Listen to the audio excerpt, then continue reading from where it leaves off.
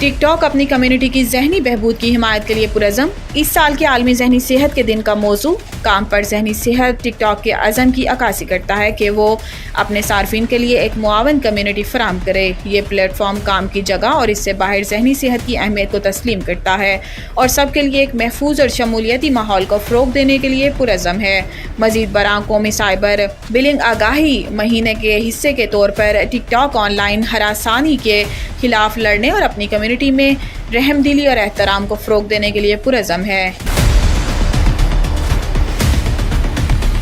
یہ plate form صارفین کو بلنگ کے رپورٹنگ اور روک تھام کے لیے دستیاب وسائل اور ٹولز کی نشاندہی کرے گا۔ اس پلیٹ فارم نے پاکستان میں ڈیجیٹل رائٹس فاؤنڈیشن، اولادوکس مرہم اور دیگر غیر منافع بخش شراکت داروں کے ساتھ شراکت داری کی ہے تاکہ صارفین کو ذہنی صحت کے لیے ماہرین تک آسان رسائی فراہم کی جا سکے۔